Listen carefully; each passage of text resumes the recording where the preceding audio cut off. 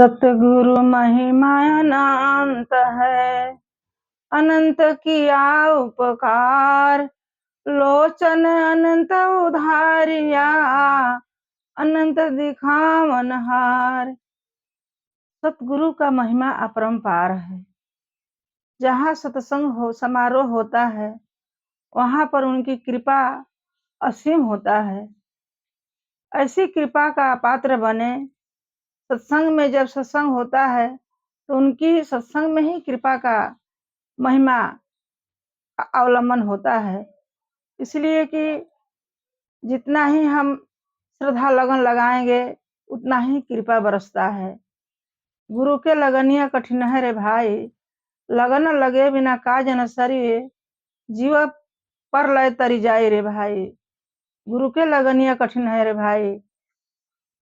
सदगुरु में लगन लगाना और निर्वाह करना अत्यंत कठिन होता है। तो लगनशील भक्त जो होता है, लगन और श्रद्धा से सत्संग कराता है, उसके ऊपर असीम कृपा होती है। हृदय खुला हृदय से और प्रभु में सब कुछ समर्पित कर करके कोई कार्य करना चाहिए तो हर कार्य में सिद्धियां प्राप्त होती है, सफलता प्राप्त होता है। एक दिन की बात है कि एक जगह गांव में भक्त ने सत्संग करा रहे थे, वहां पर बुलाए थे। मैं वहां पर गई थी, समाज भी साथ में गया था।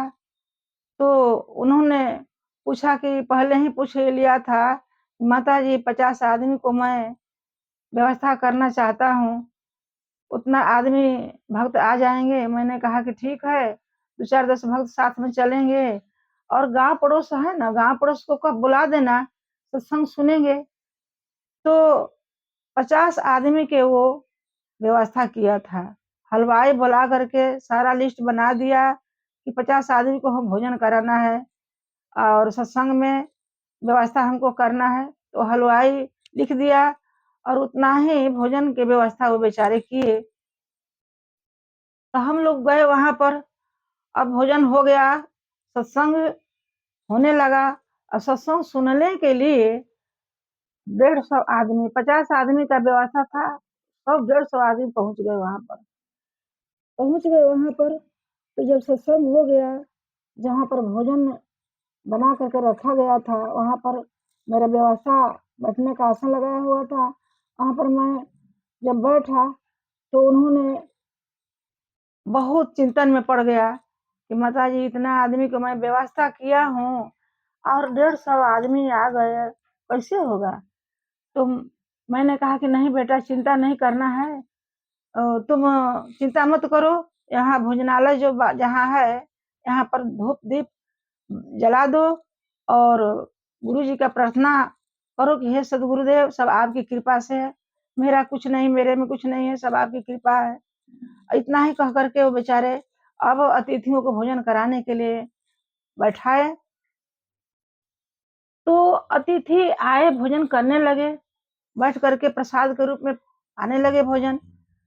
इसके बाद मैं ध्यान अवस्था में हो गई।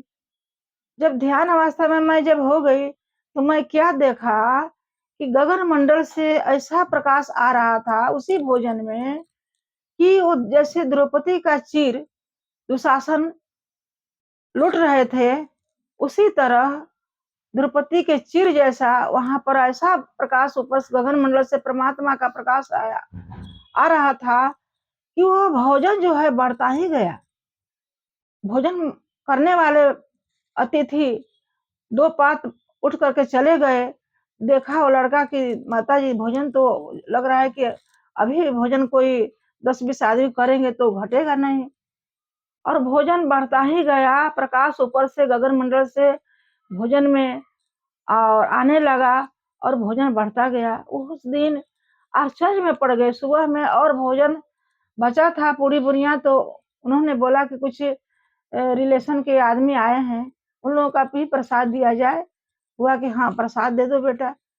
तो इतना महिमा है कि जब सत्संग होता है, भक्त अपने खुला दिल से हृदय से सदगुरु में लगन लगा करके श्रद्धा भाव से जब करता है तो उनकी असीम कृपा होती है।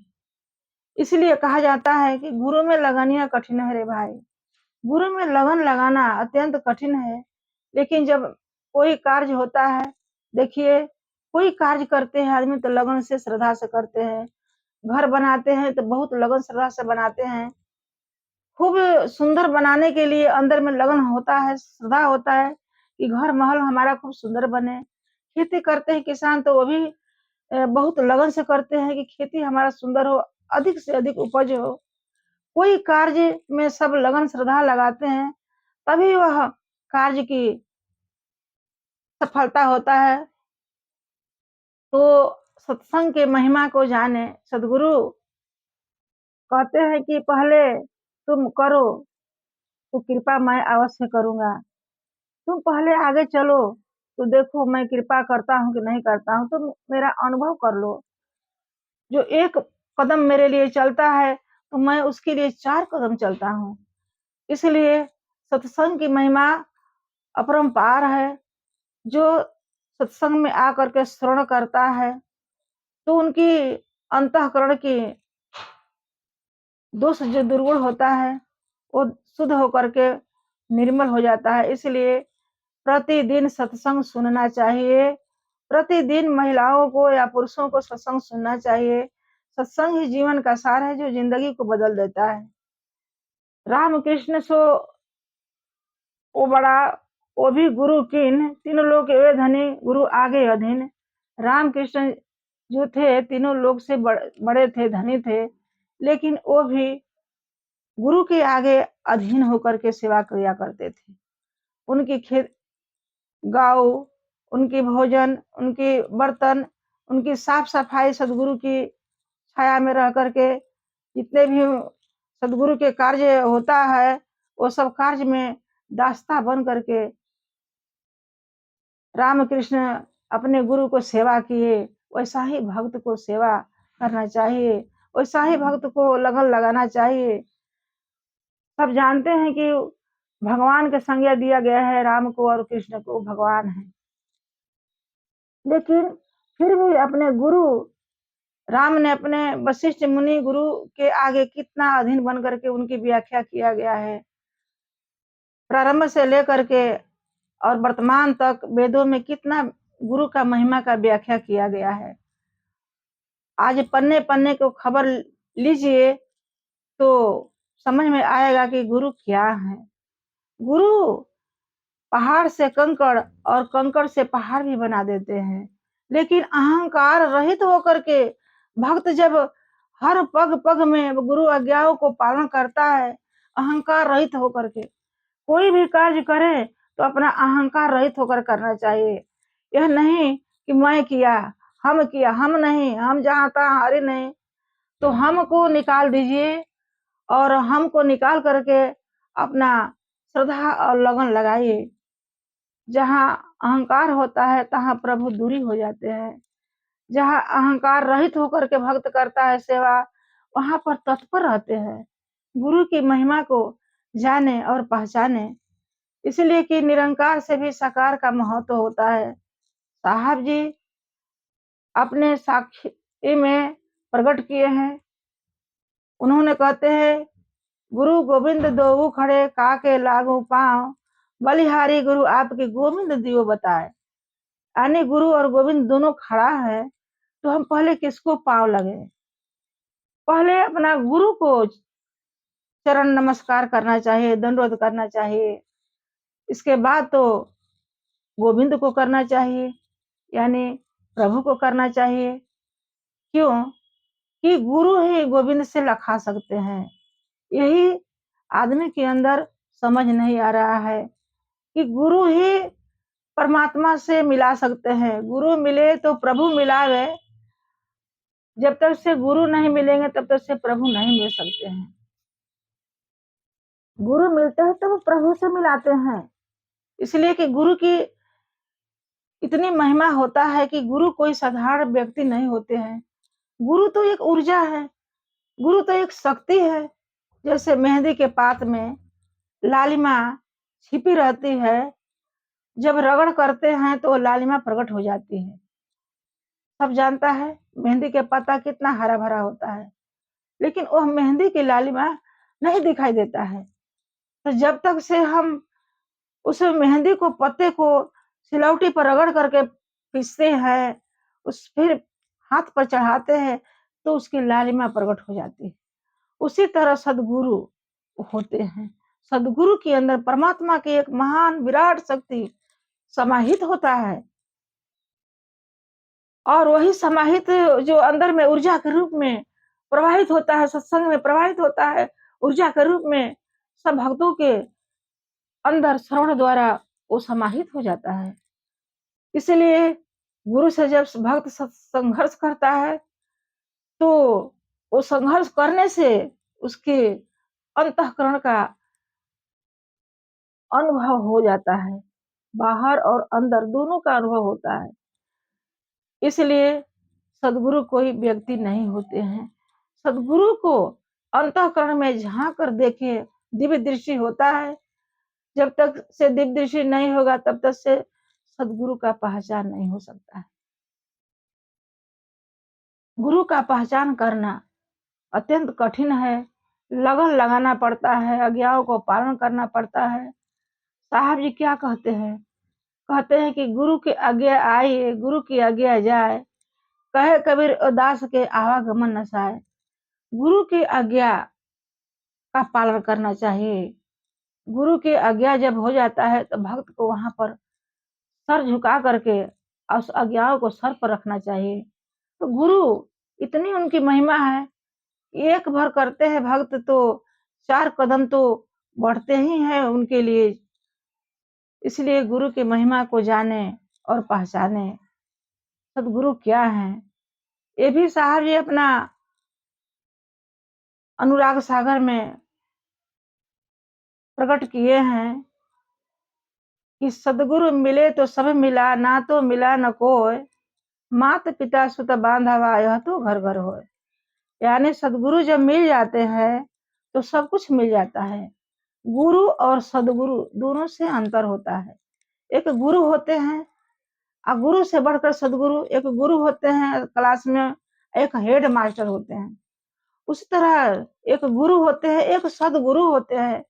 गुरु का पद मिल जाता है, लेकिन सद्गुरु का प्रकाश जब आता है, उनकी महिमा का व्याख्या जब गुरु करते हैं, तो सद्गुरु का ही सारी ऊर्जा अंग अंग में भर जाता है। उनके ही प्रकाश अंग अंग में भर जाता है, उनके ही प्रकाश रोम रोम में भर जाता है। तो सब कुछ मिल जाता है। अगर सद्गुरु न मिले तो सब बेकार है। जैसे आकाश में बादल अगर हो, अगर वह बादल आकाश में होता है, अगर पानी न बरसे तो किस काम के बादल? उस पानी से परोपकार न हो तो उस बादल किस काम के होता है? उसी तरह मनुष्य जो होता है, सद्गुरु परमात्मा में जब लगन लगाता है, भक्ति भाव में, श्रद्धा भाव में, उसके अंदर भाव और श्रद्धा का जागृत होता है, तो वो भक्त के अंतःकरण के सारे सच्चा ज्ञान उदय हो जाता है, और वह परोपकार के ऊपर कदम बढ़ाता है। तो भक्ति भाव नहीं होगा, भक्त जब तक से भक्ति भाव में लगन नहीं लगाएंगे, तो अब तक से यह जीवन व्यर्थ चला जाएगा।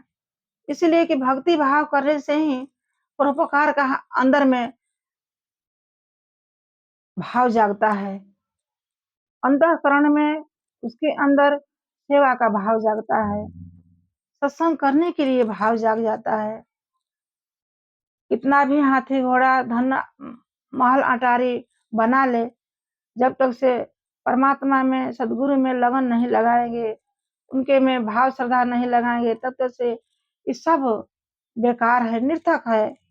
इसलिए कि वही है उदाहरण बादल की तरह।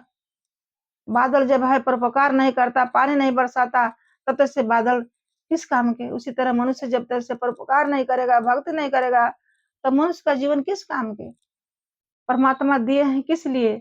धन देते हैं एक परोपकार के लिए, बुद्धि देते हैं प्रकाश रोशनी देने के लिए, बल देते हैं एक निर्बल को उठाने के लिए, ये सब प्राप्त कर करके स्वार्थ में जीवन बीत रहा है। तो स्वार्थ को हटा करके परमार्थ के राह पर चलिए।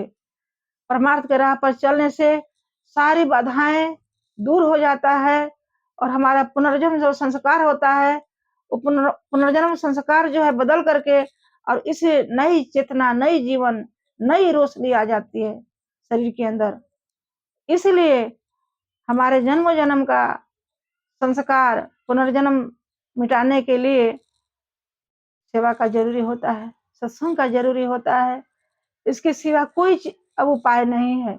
हमको यही सदगुरु बार बार कहते हैं कि सेवा सत्संग करेंगे तभी कल्याण होगा। अब निरंकार को सहायता लेना मूर्खता की बात है। निरंकार को सहायता लेकर के हम अपना कल्याण के लिए स्वार्थ में होकर के हवन करें, इस तरह के अनुष्ठान करें, कर्म कांड करें, तो अब इसका सदगुरु ने खंडन कर दिए। कहते हैं कि नहीं, जब तक से रोशनी नहीं होगा, जब तक से अंधेरा दूर नहीं होगा, जब तक से सत्संग सुनेंगे नहीं, सदगुरु के मुखार बिंदु से जो वाणी होता है वो पवित्र वाणी होता है, निर्मल वाणी होता है, तन मन का दोषों को धोता है। तो जब तक से सत्संग में गोता नहीं लगाएंगे, जब तक से सेवा नहीं करेंगे, परमार्थ साधना नहीं करेंगे, ये 3 क्रियाएं जो होती है वो तीनों क्रियाओं को लगातार पालन नहीं करेंगे, तब तक से ये भक्ति का कोई आनंद नहीं मिल सकता है और मोक्ष की प्राप्ति नहीं हो सकता है। इसलिए जितना हमारा खाने पीने के लिए व्यवस्था करना है, जितना हम बाल बच्चा के लिए हर कुछ के ध्यान दे रहे हैं, जितना घर अटारी मकान घोड़ा हाथी को हम ध्यान दे रहे हैं, उतना ही ध्यान अपना मोक्ष प्राप्त करने के लिए सत्संग, सेवा और साधना की जरूरी होता है। यही जीवन का सार है, इसके सिवा कुछ नहीं। ये भी साहब जी कहते हैं कि हरि सेवा जुग 4 है, गुरु सेवा पल एक, ताके पटतर ना सुले संतन किया विवेक।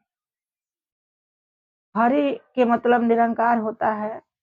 हम निरंकार हरि के सेवा फोटो रख करके, तस्वीर रख करके सामने आरती पूजा कर रहे हैं, साधना कर रहे हैं, निरंकार को हम कर रहे हैं। तो हरि को करें। हरि सेवा जुग 4, हरि सेवा को जुगो 4 युग बीत जाता है, देवता देवी की पूजा करते करते 4 युग बीत जाता है।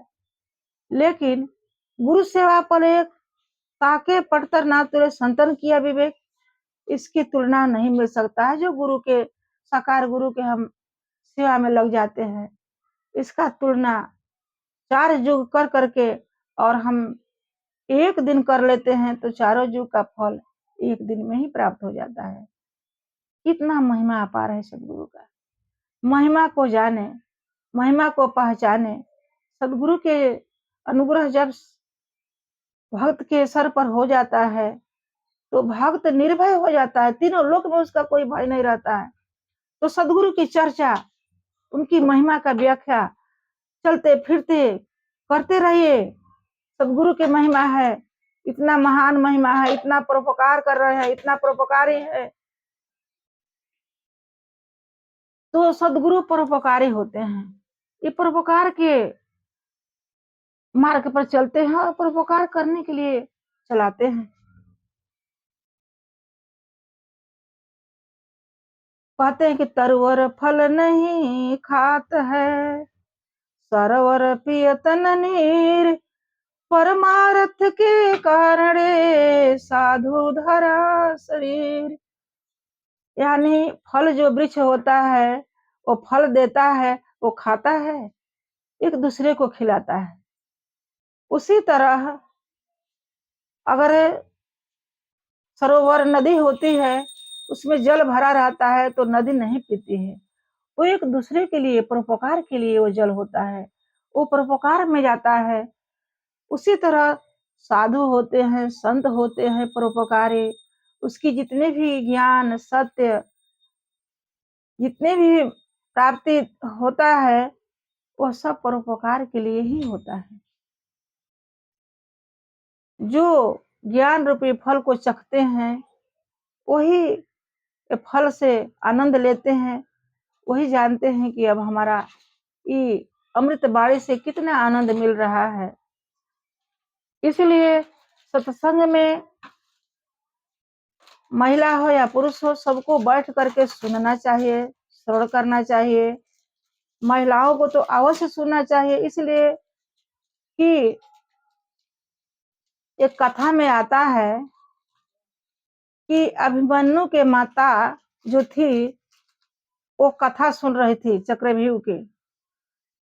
तो चक्रव्यूह कथा सुन रही थी और कथा सुनते सुनते 8वां फाटक जो होता है खुलने के लिए द्वार, वो 7वां फाटक के कथा सुनी और 8वां फाटक के समय सो गई। तो जितने भी कथा सुनी थी उतना ही अभिमन्यु पर प्रभाव पड़ा था, बच्चों के ऊपर प्रभाव पड़ता है। इसलिए गर्भवती महिला जो होती है, गर्भवती महिलाओं को सत्संग के अच्छे अच्छे ज्ञान कथा व्रता सुनना चाहिए, सदगुरु का बाणी सुनना चाहिए कि जैसे ही माता का गर्भ में बच्चा होता है, श्रवण करती है सत्संग का, वैसा ही बच्चों के ऊपर प्रभाव पड़ जाता है। तो अभिमन्यु की कथा सब जानते होंगे। तो ये श्रवण करने से कथा का, सत्संग का कितना प्रभाव पड़ता है बच्चों के ऊपर। तब बच्चों के संस्कारी बनाना है तो गर्भवती महिला सत्संग को अवश्य सुने। आज होली का दिन है, आज होली पर मैं ये सत्संग का यह प्रसंग करके मैं सुना रही हूँ। मैं हार्दिक अभिनंदन करती हूँ कि मेरे सभी भक्तों का होली के शुभ अवसर पर शुभकामना मंगल हो। धन्यवाद।